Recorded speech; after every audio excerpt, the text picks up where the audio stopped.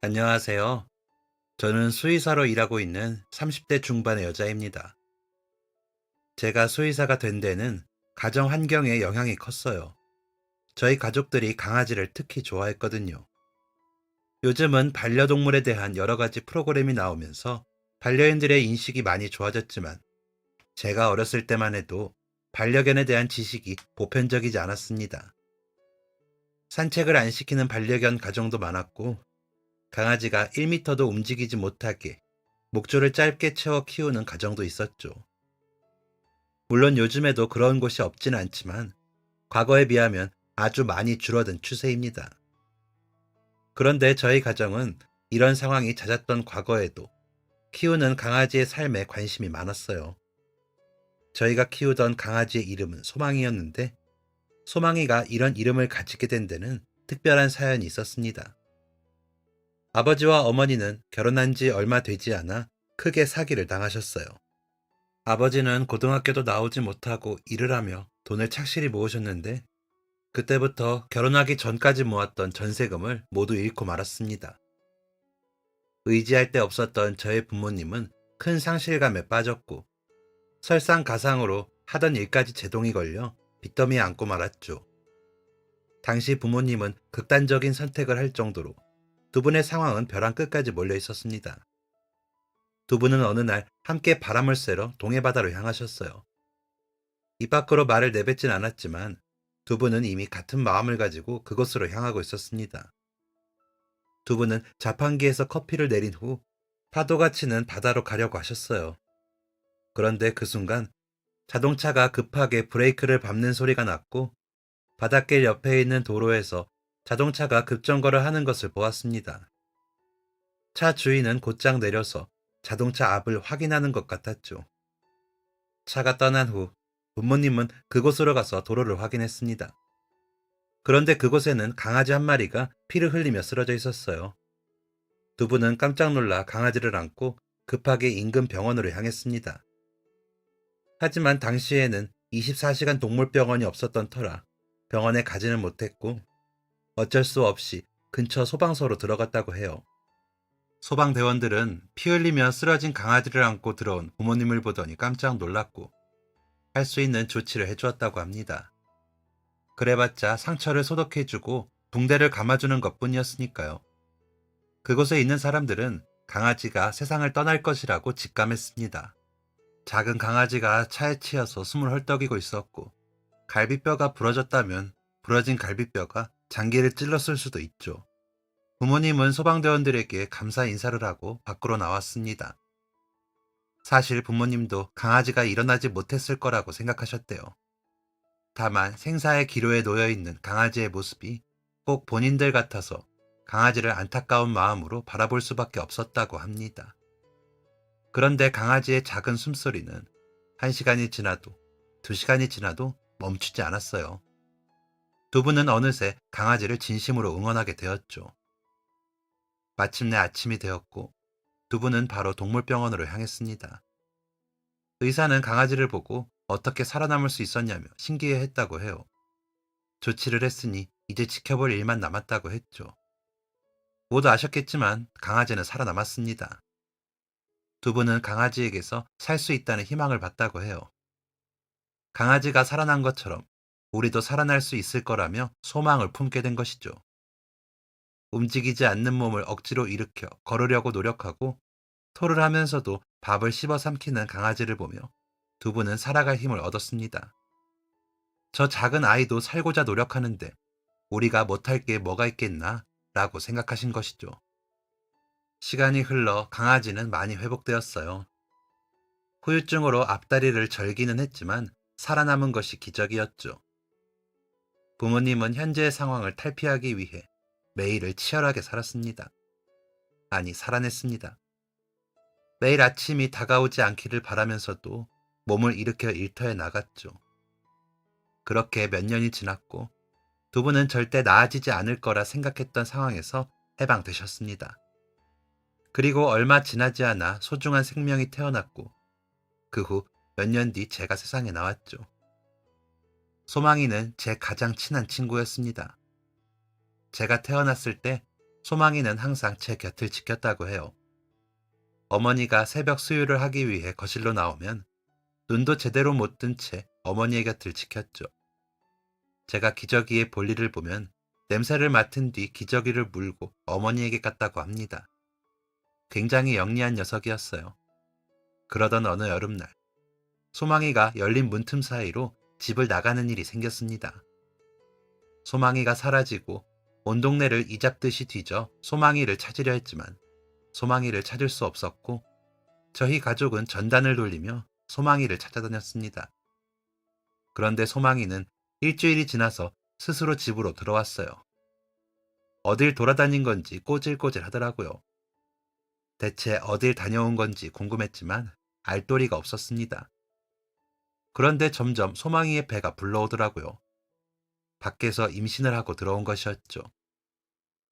그렇게 시간이 지났고 소망이는 얼마 지나지 않아 몇 마리의 새끼를 낳았습니다.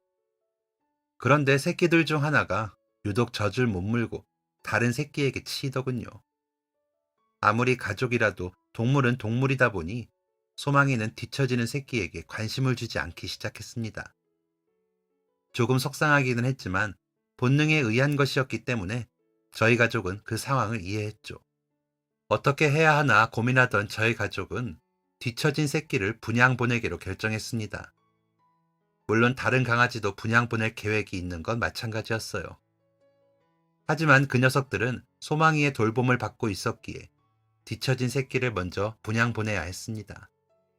저희 가족은 우선 병원에 가 새끼의 건강을 확인했습니다.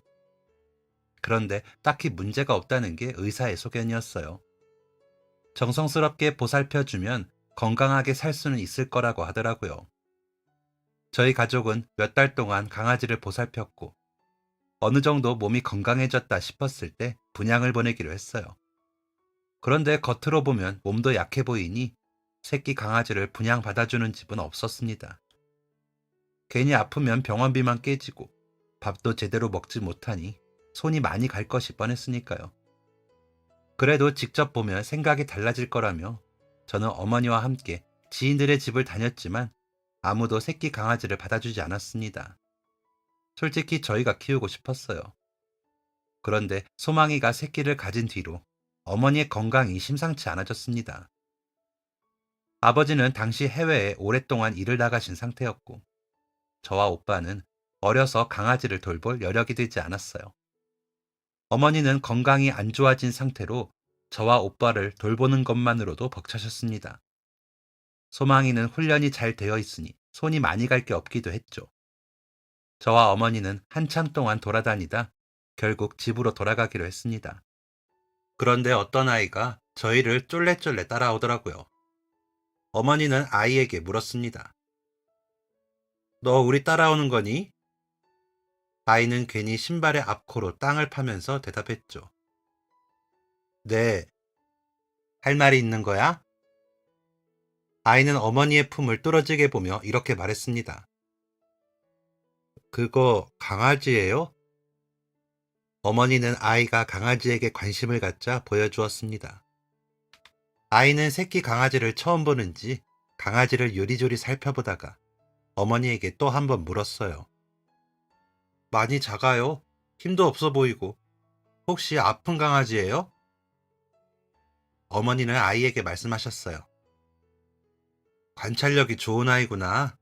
몸이 약해서 어미한테 외면당했어. 동물들은 뒤처지는 새끼들을 포기하기도 하거든. 아이의 눈에는 순간 눈물이 그렁그렁 맺혔습니다. 몸이 약해서 엄마랑 헤어지다니 너무 불쌍해요. 저희는 약한 동물을 측은해하는 아이의 마음에 감동했습니다. 그리고 곧 아이는 이렇게 말했어요. 그럼 이 강아지는 어떻게 돼요? 새로운 주인을 찾아주려고 하는데 강아지를 데려가는 사람이 없네. 이대로 집으로 가면 어미는 어미대로 스트레스 받을 것 같은데. 아주 작게 중얼거리는 말에 아이는 반응했습니다. 그럼 제가 데려가면 안 돼요? 어머니는 아이를 만류했어요. 동물을 데려가는 건 책임감이 필요해. 그리고 가족들의 동의도 필요하고 너는 아직 어리니 강아지를 키우려면 부모님의 도움이 필요할 수도 있어. 아이는 무언가를 골똘히 고민하더니 이렇게 말했어요. 그럼 엄마 아빠한테 물어볼게요. 동물을 좋아하시니까 허락해 주실 수도 있어요. 한 번도 본 적 없는 사람, 그것도 어린아이의 말만 믿고 아이의 집으로 가는 게 쉬운 결정은 아니었지만 어머니는 혹시나 하는 마음으로 아이를 따라 집으로 향했어요. 아이의 어머니는 생각보다 어머니와 저를 환대해 주었습니다. 그리고 저희의 사연을 듣고는 아이와 함께 안타까워했죠. 그리고는 본인들이 강아지를 맡아서 키워주겠다고 말했습니다. 어머니는 아이 가족들의 호의에 감사하며 5만 원과 함께 강아지 밥과 용품을 건네주었습니다. 이름은 예삐예요. 몸이 약하다고 버리지 말고 꼭 끝까지 키워주세요. 아이의 어머니는 걱정하지 말라고 하며 대답했습니다. 예방접종 안 했죠? 예방접종도 하고 잘 키울게요. 언젠가 우리 가족도 강아지를 키워야지 하고 있었는데 이렇게 강아지를 만나게 됐네요. 이런 것도 인연이니 잘 키울게요. 너무 걱정하지 마세요. 저희는 그렇게 예삐와 헤어지고 집으로 돌아왔습니다. 처음 본 강아지의 사연을 듣고 진심으로 안타까워하는 모습을 보았으니 믿음이 생기더라고요. 이후 다른 아이들도 좋은 집으로 분양을 가게 되었습니다. 그 후로 소망이가 이상한 행동을 하기 시작했어요. 처음에는 새끼들과 떨어져서 그런 줄 알았는데 아무리 봐도 그런 것 같진 않더라고요. 소망이가 했던 이상한 행동은 자꾸만 어머니의 주변을 맴돌면서 냄새를 맡는 것이었습니다. 어머니는 소망이의 행동을 이해할 수가 없었어요. 소망이의 행동은 점점 심해졌어요. 어느 날은 긴 바지를 입고 주무시는 어머니의 다리에 코를 박고 미친 듯이 킁킁거리기도 했죠. 그런데 어느 날 어머니의 방에서 어? 하는 소리가 들렸습니다. 방으로 가보니 어머니는 바지를 걷고 다리를 요리조리 살펴보고 계셨어요. 어머니는 저를 부르시더니 물으셨습니다. 여기 봐봐. 원래 점이 없었는데 점이 생겼어. 처음에는 별로 심각하게 생각하지 않았는데 그 점이 점점 커지는 것 같았습니다. 게다가 없던 점이 점점 많이 생기기 시작했죠. 소망이의 이상 행동도 잦아들 기미가 보이지 않았습니다. 어머니는 이상함을 느끼며 병원으로 향하셨어요. 어쨌든 피부에 없던 점이 생기고 있었으니까요. 그런데 어머니는 그렇게 향한 병원에서 충격적인 사실을 듣게 되셨습니다. 큰 병원에 가보시는 게 좋을 것 같습니다. 정밀 검사를 한번 받아보시는 게 좋겠어요. 별 문제 없다는 말을 듣고 마음을 편하게 할 생각이었는데 큰 병원을 가보라니. 어머니는 곧장 큰 병원으로 가셨습니다. 병원에 가서 검사를 해보았는데 검사 결과는 더욱 충격이었어요. 어머니는 피부암 초기였습니다. 의사는 어머니에게 말했습니다. 초기에 찾기가 쉽지 않은데 어떻게 찾으셨어요? 정말 천운입니다. 덕분에 치료를 하면 나을 수 있겠어요. 어머니는 의사에게 소망이와 있었던 이야기를 말했습니다. 의사는 놀라워하며 이렇게 얘기했어요. 개의 후각이 대단한다는 것은 알고 있었지만 이런 변화까지 알아차릴 줄은 몰랐네요. 관련된 내용을 찾아봐야겠어요. 실제로 강아지가 주인의 피부암을 알아차린 사례가 있었습니다. 그때부터 저희 가족은 소망이에게 더욱 고마운 마음을 가지게 되었어요. 어머니는 소망이를 처음 만났을 때도 소망이를 통해 살아갈 힘을 얻었는데 이번에도 소망이 덕에 살 수 있었음에 더더욱 고마워했습니다. 어머니는 암에 걸렸다는 사실을 아버지에게 굳이 알리지 않으셨습니다. 치료가 가능하다고 이야기하기도 했고 멀리 타국에서 고생하는 아버지에게 부담을 주지 않기 위해서였죠. 그런데 어머니의 항암 치료가 계속되던 중 결코 들려서는 안 되는 소식이 들려왔습니다. 바로 아버지의 부고였죠. 아버지는 일을 하던 중 불의의 사고로 돌아가셨다고 했어요. 어머니는 소식을 듣자마자 혼절하고 마셨죠. 하지만 어머니는 제 생각보다 더욱 강한 분이셨습니다. 먼 과거, 사기를 당하고 극단적인 선택을 하려고 했던 그때와 달리 지금은 저와 오빠가 있었으니까요. 아버지의 시신을 한국으로 모시지도 못하고 한 줌의 제가 된 아버지를 품에 안으면서도 눈물 한 방울 흘리지 않았습니다. 그때는 어머니가 냉혈한 같고 이해가 되지 않았지만 지금은 당시 어머니의 마음이 어땠을지 조금이나마 이해할 수 있을 것 같습니다. 어머니의 그 마음은 찢어질 듯 아팠을 것이라는 걸요. 어머니는 파출부위를 시작하셨습니다. 아버지의 사망보험금은 저와 오빠가 대학을 갈 때를 대비해 학비로 남겨놓고 홀로 저희를 키우기 시작하셨죠. 어머니는 정말 하루 종일 일하셨어요. 한 가지 다행이었던 것은 당시 저희가 어느 정도 큰 상태였다는 것입니다. 어머니가 아침을 차려놓고 밖에 나가시면 점심은 학교에서 급식으로 해결했고 저녁은 저와 나이 차이가 얼마 나지 않은 오빠가 차려주었어요. 계란 프라이를 하다가 불이 붙어서 옆집 아주머니가 급하게 불을 꺼주신 적도 있을 정도로 우여곡절의 연속이었습니다. 학교에서 만나는 친구들의 가정과는 조금 다른 모습이었지만 그것이 저희 가족의 살아가는 방식이었죠. 평범하지 않은 가정 환경은 별로 행복하지 않았습니다. 어머니는 늘 바쁘셨고 오빠는 무뚝뚝했어요. 집안 분위기는 항상 경직되어 있었고 오빠와는 서먹한 관계였죠. 어머니는 항상 바쁘셨습니다. 자정이 다 돼서야 들어오는 일상이 쉽지만은 않았겠죠. 제 기억 속 어머니는 밝고 활기 넘치며 밝은 에너지가 있는 분이셨는데 점점 얼굴에는 미소가 사라졌고 한숨이 늘었습니다. 가족과의 대화가 단절되었죠. 저는 워낙 조용하고 내성적인 성격이었는데 집에서도 한마디를 안 하다 보니 그런 성격이 더욱 두드러지기 시작했습니다. 당연히 친한 친구들도 없었고 누군가와 대화하는 시간보다 혼자 앉아 책을 보거나 그림을 그리는 등 홀로 할 수 있는 일들을 하기 시작했어요. 많이 외로웠습니다. 특히 누군가의 생일이 되거나 제 생일이 다가오면 더욱 외로웠죠. 같은 반 아이 한 명이 예쁘게 쓴 편지를 친구들에게 나누어 주더라고요. 저는 약간의 설렘을 가지고 그 아이가 저에게 편지를 주길 기다렸습니다. 그런데 그 아이는 제 앞에서 머뭇거리더니 저를 지나쳐 갔어요. 저와 함께 있는 게 어색했기 때문이겠죠. 그리고 제 생일이 되면 저는 누구에게도 이날이 제 생일임을 말하지 못했습니다. 선생님이 제 생일을 이야기해주고 축하하는 박수를 쳐주자고 할 때까지 누구도 알아차리지 못했어요. 생일이라고 어머니, 오빠와 함께 식사를 할 수 있는 것도 아니었습니다. 어머니는 제 생일이 되면 아침에 미역국만 끓여두실 뿐 생일이라고 특별한 일이 있진 않았어요. 이런 상황에서 저는 조금씩 우울해져 갔습니다. 사람들과 섞이지 못하다 보니 친구를 만드는 것조차 힘들어했고 늘 겉돌았죠. 간혹 먼저 손을 내밀어주는 아이들도 있었지만 그들과 친구가 되지는 못했습니다. 그렇게 초등학교 3학년이 되었을 때 저희 학교에 전학생이 한 명 왔습니다. 작은 동네에 있는 학교였는데 그 아이는 서울에서 전학을 온 아이였죠. 큰 도시에서 온 아이는 달라도 뭔가 다르더라고요.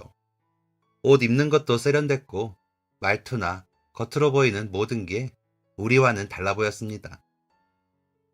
그 아이는 전학 온 첫날부터 모두의 선망의 대상이 되었고 그 아이를 우러러보는 무리에는 저도 포함되어 있었죠.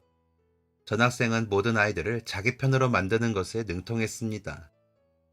너무 쉽게 친구를 만드는 그 모습이 너무나 부러웠죠. 그러던 어느 날 그 아이가 저에게 말을 걸어왔습니다. 게다가 같이 하교를 하자고 하더라고요.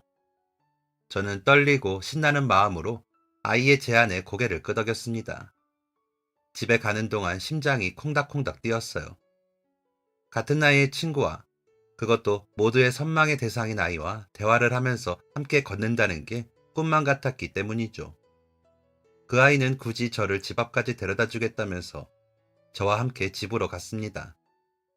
모든 게 완벽했어요. 저는 집에 있는 오빠에게 오늘 있었던 일을 주절주절 말했습니다. 오빠와는 대면대면한 사이인지라 대화도 잘 하지 않는 사이인데 그날은 얼마나 신났는지 그런 이야기가 절로 나오더라고요. 그런데 그 다음날 학교를 갔더니 묘한 기운이 맴돌았습니다. 안녕이라고 인사를 건넸는데 아무도 대답을 해주지 않더라고요. 친하게 섞이면서 놀지는 않아도 함께 놀 때면 끼워주기도 했고 제가 있는 것을 불편해하진 않던 친구들이었습니다.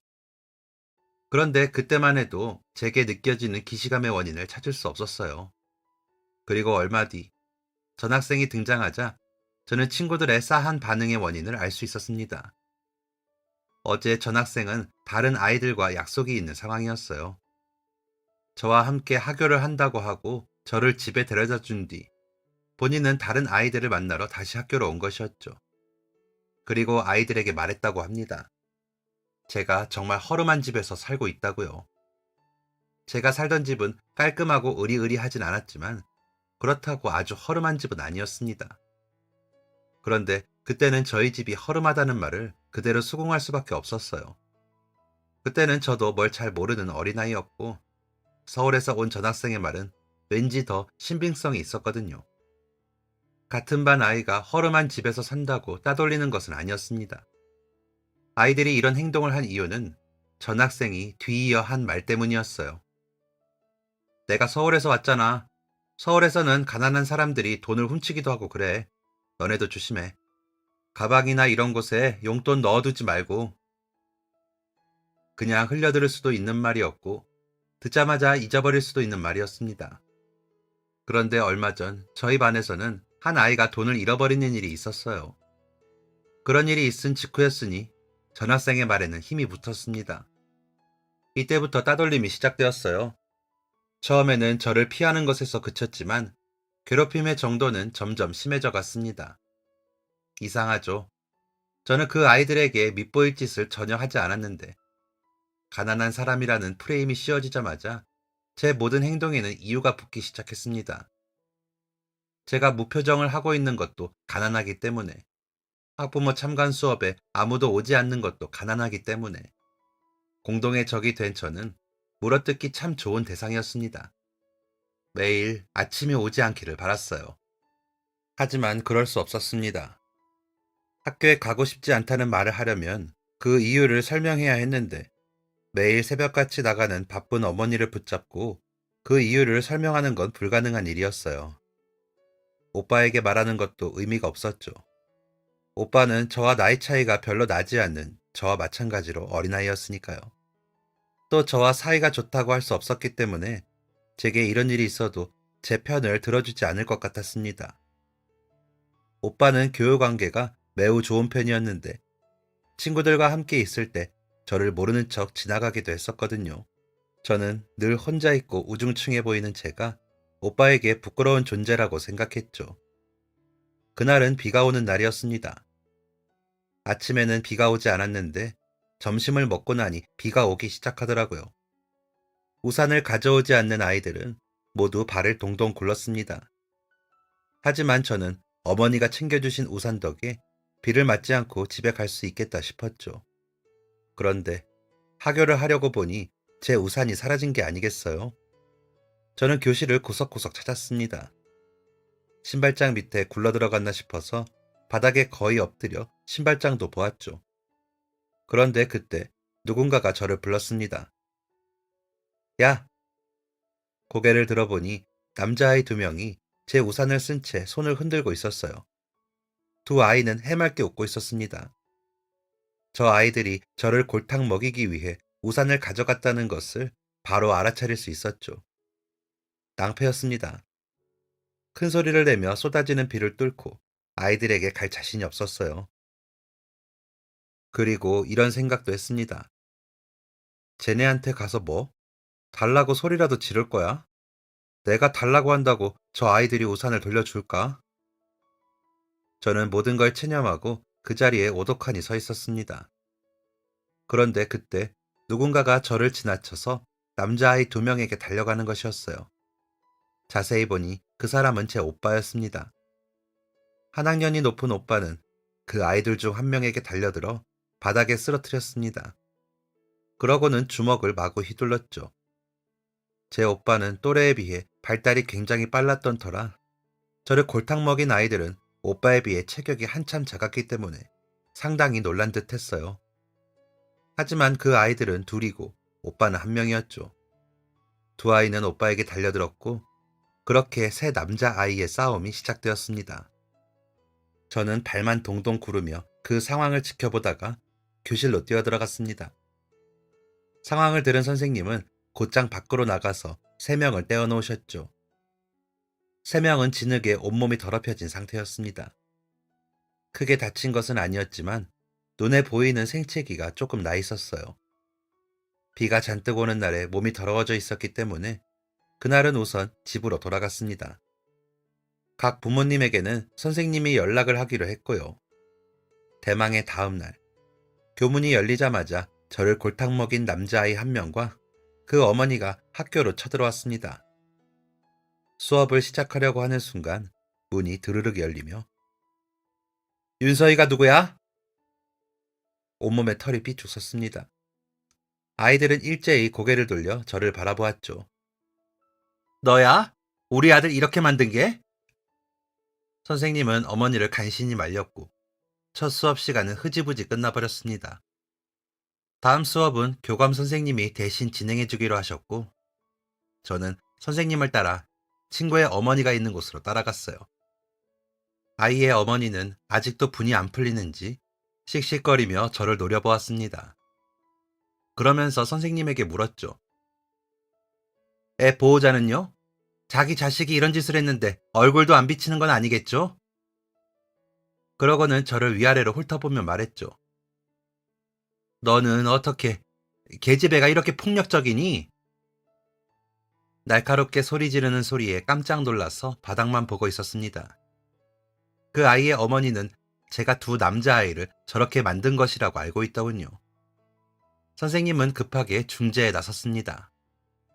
어머님, 서희가 그런 게 아니고요. 그럼 누군데요? 선생님은 어쩔 수 없다는 듯 오빠를 데리고 들어오셨습니다. 아이의 어머니는 또 한 번 소리 지르셨어요. 너야? 저는 오빠가 저처럼 놀랄까봐 걱정스러운 마음으로 오빠를 바라보았습니다. 그런데 오빠는 저와 달랐어요. 오빠는 아주머니의 눈을 똑바로 쳐다보며 대답했습니다. 저는 윤민성인데요. 아줌마는 누구세요? 아주머니는 기가 찬다는 듯 숨을 뱉고는 온갖 말을 해댔습니다. 선생님은 어린아이들에게 말이 너무 심하시다며 중재하셨지만 그 아주머니는 멈출 생각을 하지 않았어요. 결국 선생님 여럿이 와서야 그 어머니를 떼어놓을 수 있었고 선생님은 저희 어머니에게 연락을 드렸습니다.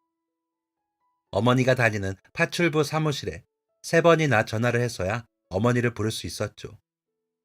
선생님은 어머니가 오시는 동안 오빠와 제게 대체 전날에 무슨 일이 있었는지 물으셨습니다. 오빠는 입을 꾹 다물고 말하지 않았어요. 선생님은 매우 답답해 하셨고 어머니가 학교로 도착하셨습니다. 어머니가 오시면 어른들의 대화가 시작될 줄 알았어요. 제가 생각한 어른들의 대화는 오빠가 왜 그래야만 했는지 상황을 들어주고 교과서에서 배운 대로 서로 화해를 시킬 줄 알았습니다. 그런데 현실은 그러지 않았어요. 어머니는 처음부터 끝까지 아이의 어머니에게 허리를 굽히며 죄송하다 말씀하셨습니다. 억울했어요. 먼저 잘못한 건 그 아이인데 왜 어머니가 사과를 해야 하는지 이해할 수 없었죠. 저는 선생님과 어머니에게 억울하다며 어제의 상황을 이야기했지만 제 말을 들어주는 사람은 없었습니다. 어찌 되었든 먼저 달려들어서 주먹을 휘두른 건 오빠라면서 아무도 저희 편을 들어주지 않았어요. 입을 꾹 다물고 있던 오빠도 그제야 억울했는지 자기가 더 많이 다쳤다고 말했지만 어찌 됐든 최초 가해자라는 이유로 혼이 났습니다.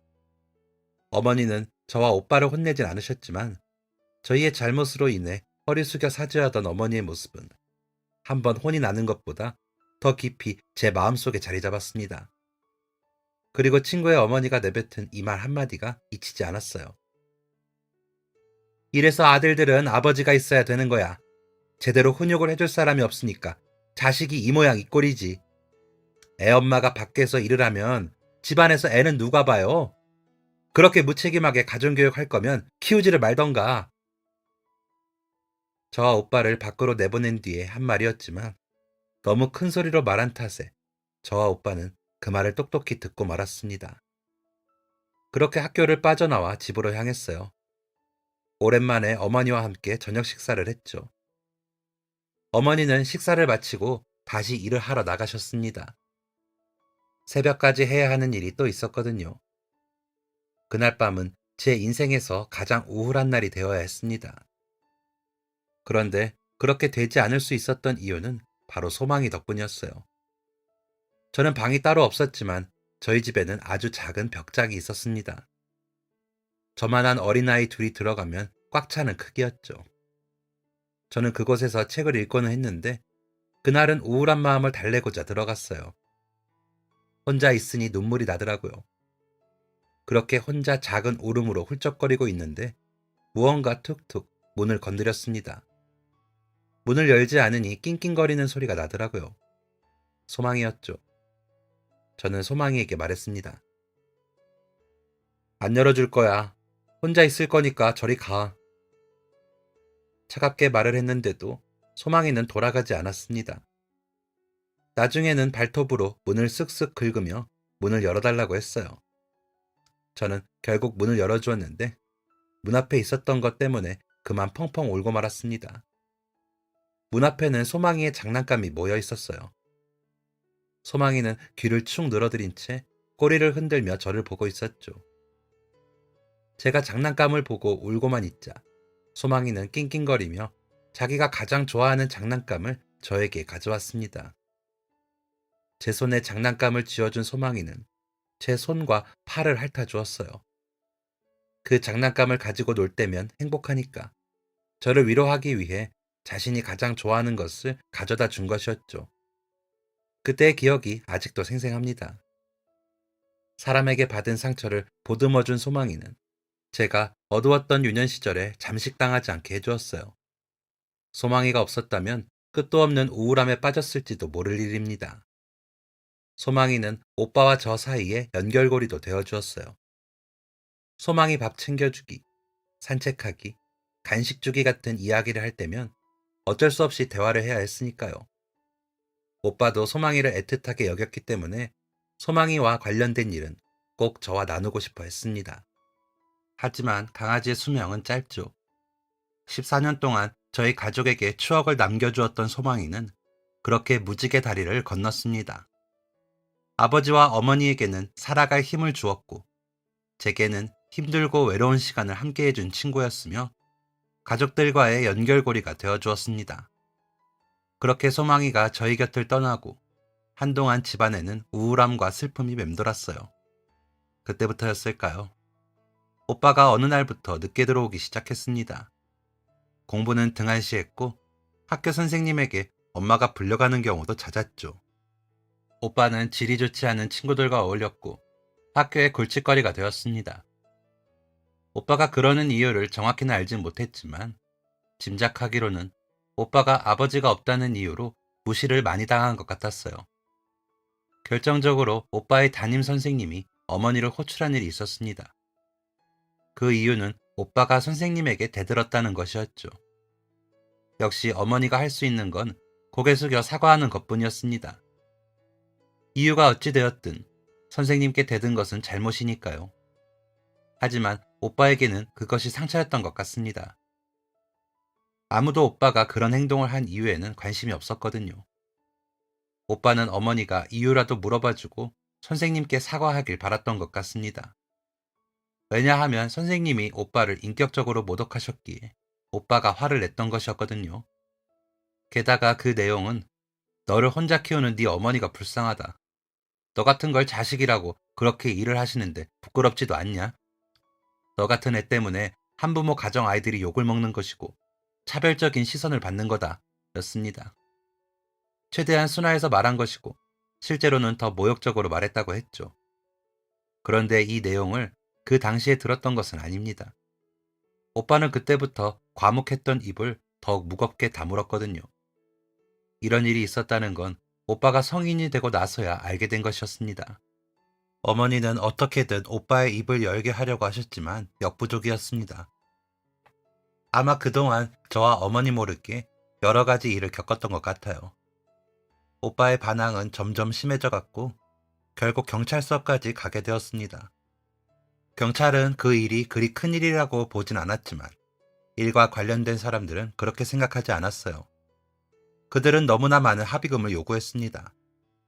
그런데 오빠와 함께 있던 친구들의 부모는 그 합의금을 낼 생각이 없었죠. 그들은 변호사를 샀고 교묘하게 빠져나갔습니다.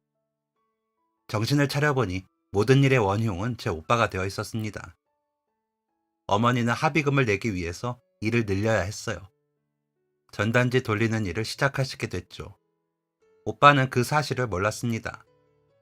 엄마는 오빠가 그런 상처를 가지고 살고 있었다는 것에 부채감을 느끼셨거든요.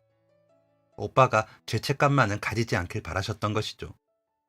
그러던 어느 날 아침 일찍 집으로 전화가 걸려왔어요. 전화는 응급실에서 걸려온 것이었습니다. 앳된 목소리의 아이가 전화를 받자 수화기 건너편의 사람은 당황하며 물었습니다.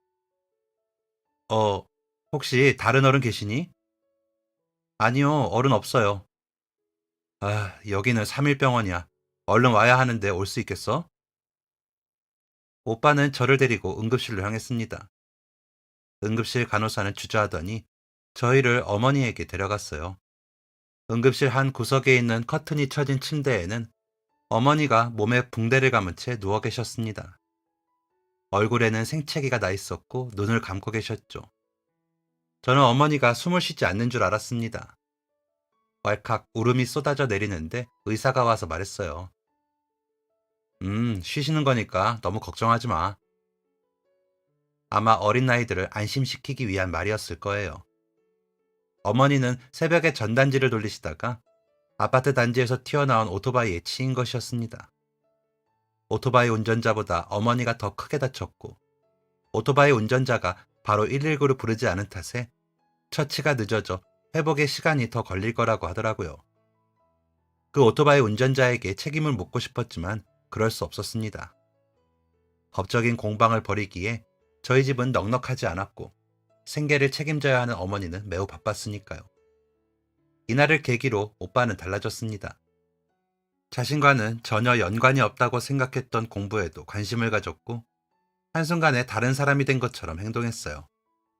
저도 그런 오빠를 본받아 학업에 열중했습니다. 저 또한 깨달았거든요. 공부밖에 답이 없다는 것을요. 그렇게 오빠는 열심히 공부했고 한 번의 재수를 거쳐 경영학과에 입학했습니다. 저는 수의학과에 입학했죠. 그런데 또 다른 문제가 남아 있었습니다. 바로 학비와 생활비였어요. 그래서 저와 오빠는 학비가 저렴한 공립대로 하향 조정하여 입학을 하려 했습니다. 그런데 그때 어머니가 통장 2개를 꺼내어 보여주셨어요. 통장에는 많은 액수가 찍혀 있었습니다. 어머니는 이렇게 말씀하셨죠. 이때를 위해서 모아둔 돈이야. 그 말을 듣고 얼마나 눈물이 났는지. 사실 어머니를 보면서 왜 굳이 저렇게까지 일을 할까? 라고 생각했었습니다. 집이 허름한 것도 아니고 당장 입에 풀칠하는 걸 걱정해야 하는 것도 아니고 용돈도 받았습니다. 필요하면 더 달라고 할 정도로 여유로운 건 아니었지만 어쨌든 어머니 홀로 자식들을 키우는 것 치고 여유롭게 살았어요. 그래서 한때는 어머니를 이해하지 못하기도 했는데 어머니가 그 오랜 시간 동안 자기 인생을 갈아 넣어가며 돈을 번 이유는 저희 때문이었습니다. 너희가 하고 싶은 걸 할 수 있도록 지원해주고 싶었어. 일에만 집중해서 중요한 걸 놓치긴 했지만 그래도 이게 엄마로서 해줄 수 있는 최선의 일이라고 생각했단다. 저희는 그 돈으로 입학금을 냈고 미친 듯이 공부를 해서 그 이후로는 장학금을 받았습니다. 저희가 대학을 가서 아르바이트도 하고 독립을 할 준비를 하면서 자기 인생을 챙기기 시작하니 어머니에게도 자기 시간이 늘어났어요. 저와 오빠는 어머니가 새 인생을 시작하신 것 같아 뿌듯하고 감사했습니다. 저는 과거의 우울했던 모습을 벗어버리고 학우들과 좋은 관계를 맺었습니다. 그러면서 남자친구도 만나게 되었어요. 매일이 새롭고 행복했습니다. 그런데 딱 하나 제 마음을 어지럽히는 것이 있었어요. 바로 반려동물을 다시 입양하는 문제였죠. 저희 가족은 무지개 다리 건너편으로 소망이를 보낸 후 반려견을 기르지 않았습니다. 이별의 슬픔이 너무나 강했거든요. 그런데 수의학과 학생으로 여러 동물단체의 봉사활동을 다니며 한 강아지를 구출하게 되었습니다. 처음엔 금방 입양이 될 줄 알았는데 입양이 안 되더라고요. 작고 약한 그 아이를 키워줄 곳이 필요했는데 저는 그것을 두고 매우 주저했습니다. 그 강아지를 보면서 생각난 일이 있었어요. 아주 어렸을 때 소망이의 가장 어린 새끼를 입양시키려고 이곳저곳을 다녔던 일이었죠. 그러던 어느 날 운명 같은 일이 벌어졌습니다. 오랜만에 본가로 내려갔는데 터미널 근처에 벽보가 붙어 있는 것이었어요. 강아지를 찾는다는 전단지였는데 저는 그 전단지를 유심히 보다가 어딘가 익숙한 느낌을 받았습니다. 벽보에는 이렇게 써져 있었어요. 강아지의 주인을 찾습니다. 강아지를 준 누군가가 주인을 찾아주나 보다 했는데 그 아래에는 이런 내용이 담겨 있었습니다. 16년 전 우리 가족에게 강아지를 분양해 주신 아주머니를 찾습니다. 그리고 그 밑에는 더욱 자세한 내용이 적혀 있었어요. 16년 전 5월 눈 밑에 큰 점이 있는 아주머니에게 강아지를 분양받았습니다. 따님과 함께 있었어요. 꼭 연락주세요. 저는 직감했습니다. 이 전단지에서 찾고 있는 사람이 저와 어머니라는 것을요. 저는 그 전단지를 뜯어 집으로 가져갔습니다. 저는 어머니에게 전단지를 보여드렸어요. 엄마, 이거 우리 이야기 아니에요? 어머니는 전단지를 유심히 보시고는 확신하셨습니다. 그러게, 이거 우리 얘기가 맞는 것 같다. 저는 곧바로 전단지에 있는 번호로 전화를 걸었습니다. 얼마 지나지 않아 전화가 연락되었고 저는 전단지 속의 아주머니가 제 어머니 같다고 말했죠. 상대는 너무나 기뻐하며 하루빨리 만나기를 원했어요. 바로 지금 당장 만나자고 하더라고요. 너무 갑작스러운 만남에 시간을 따로 잡으려고 했는데 전화를 받은 여자는 상황이 매우 급하다면서 이렇게 말했습니다. 사실 예삐가 많이 약해져 있어요. 지금 당장 숨이 넘어가도 이상하지 않은 상황이라 최대한 빨리 원래 주인을 만나게 해주고 싶어요. 저와 어머니는 예삐라는 이름을 기억해냈습니다. 소망이의 새끼 중 한 마리의 이름이었죠. 저희는 예삐를 입양해 간 사람에게 저희를 찾는 이유를 들었습니다. 예삐가 곧 눈을 감게 되었는데 마지막 선물로 첫 번째 주인을 만나게 해주고 싶었다는 것이죠. 강아지는 자기를 예뻐해준 주인을 절대 잊지 않는다고 해요. 만약 예삐가 첫 주인을 기억하고 그리워했다면 보여주는 게 맞는 것 같아요. 저희는 그 마음이 갸륵해 곧장 예삐의 집으로 갔습니다. 집에는 전화를 받은 딸과 어머니가 있었어요. 그 딸이 바로 예삐를 데려가겠다고 한 그 어린 여자아이였던 것이죠. 16년 만에 다시 만난 인연에 신기했던 것도 잠시 문을 열고 현관을 지나 거실로 갔는데 거실 한쪽 방에서 자리를 잡고 누워있는 강아지 한 마리가 보였습니다. 저희는 나이가 들어 숨도 힘들게 쉬는 강아지에게로 다가갔고 그 앞에서 조용히 이름을 불렀어요. 예삐야. 그렇게 3번을 불러서야 예삐는 눈을 떴습니다. 백내장이 있는지 눈이 뿌옇더라고요. 그 모습을 보니 눈물이 울컥 나왔습니다. 저희 소망이가 비쳐 보이는 것 같았거든요. 안쓰러운 마음에 손을 예삐 쪽으로 내밀었습니다. 그런데 그때 놀라운 일이 벌어졌어요. 예삐가 자리에서 일어나 다리를 바들바들 떨며 저와 어머니 쪽으로 걸어온 것이었죠. 그 자리에 있던 모두가 입을 다물지 못했습니다. 예삐는 그동안 몸이 약해서 한동안 제대로 움직이지도 못했는데 정말 죽을 힘을 다해 저와 어머니에게로 다가온 것이었어요. 예삐는 힘겹게 꼬리를 붕붕 흔들며 저를 바라보았습니다. 모두가 눈물을 흘렸어요. 예삐는 16년 전에 아주 잠깐 함께했던 저희 가족을 알아본 것이었습니다. 저와 어머니는 반겨주는 예삐의 휴식을 위해 자리를 비켜주기로 했어요. 그런데 그 집의 딸이 잠시만 더 있다가 가라고 하더군요. 오빠가 두 분을 꼭 만나고 싶어 했어요. 제가 예삐를 데려오기는 했지만 사실 오빠가 예삐를 더 예뻐했거든요.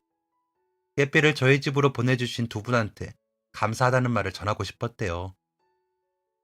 조금 머쓱했지만 어머니와 함께 그 집의 아들을 기다렸습니다. 생각보다 늦어지는 바람에 이제 일어나야 하나 싶었을 즈음 누군가 문을 열고 들어오는 소리가 들렸어요. 저와 어머니는 자리에서 일어나 인사할 준비를 했죠. 드디어 아들이 모습을 드러낸 순간 저는 기절할 뻔했습니다. 그리고 남자와 동시에 외쳤어요. 어? 그 남자는 다름 아닌 제 남자친구였습니다. 저와 같은 수의학과를 다니던 사람이었죠. 남자친구는 자취를 하기 때문에 그 집이 남자친구의 본가일 거라고는 생각도 못했습니다. 아직 남자친구의 집에 소개차 가본 적도 없었기 때문에 남자친구의 여동생과 어머니를 본 적도 없었죠. 무엇보다 남자친구가 보여준 사진이 그때의 예삐일 거라고는 상상도 하지 못했어요. 놀란 건 저뿐만이 아니었습니다. 남자친구는 제 어머니를 뵌 적이 있었기 때문에 어머니는 남자친구를 보고 기절할 듯 놀라셨어요. 세상에 이런 일이 있을 수가 있니? 어머니는 저와 남자친구를 보며 한참 동안 어리둥절해 하셨고 남자친구의 가족 또한 이 상황을 이해하려고 애썼어요. 하늘이 맺어준 인연이라는 생각에 기쁜 마음만 들 뿐이었습니다. 그렇게 저희는 계속해서 왕래했고 남자친구 가족들의 뜻대로 예삐를 계속 만나러 와주었어요. 몸이 안 좋아진 후에는 항상 축 처져 있었는데 저와 어머니를 다시 본 이후로는 조금이나마 기운을 차리는 것 같다고 하더군요. 그렇게 예삐는 무지개 다리를 건넜습니다. 잠자듯 편하게 눈을 감았어요. 병원에 가서 발작을 하던 것도, 수술을 하던 것도, 안락사를 할지 말지 결정하는 힘든 순간도 없이 그렇게 세상을 떠났습니다. 저는 남자친구의 가족을 위로할 수 있었어요. 왜냐하면 저도 소망이를 떠나보낸 경험이 있으니까요. 같은 이별을 경험한 저와 남자친구, 그리고 가족들은 매우 가까워졌고 몇 년 정도 연애를 한 뒤 결혼을 하게 되었습니다. 그 사이에 한 가지 변화가 있었다면 제가 구조한 강아지를 입양하기로 결정했다는 것이었어요. 제 도움이 필요한 생명이 있다면 손을 내밀어도 되겠다는 확신이 어느 순간 들었거든요. 함께 돌봐줄 남자친구도 있었으니 좀 더 용기를 낼 수 있었습니다. 그렇게 현재로 돌아와 볼까요? 그동안 저와 남편은 아이를 낳았고 제가 입양한 강아지 초코는 소망이가 제게 그랬던 것처럼 제 아이의 가장 친한 친구가 되어주었습니다. 가끔은 말 못하는 동물이 사람보다 나을 때가 있는 것 같습니다. 비록 말은 하지 못하지만 사람의 감정을 읽고 위로하고 함께 슬퍼해주기도 하더라고요. 제가 여러분에게 들려드릴 이야기는 여기까지입니다. 긴 이야기를 읽어주셔서 감사합니다. 모두들 건강하고 행복하세요. 지금까지 사연 들어주셔서 감사합니다. 사연이 재밌으셨다면 구독과 좋아요를 눌러주세요. 감사합니다. 안녕히 계세요.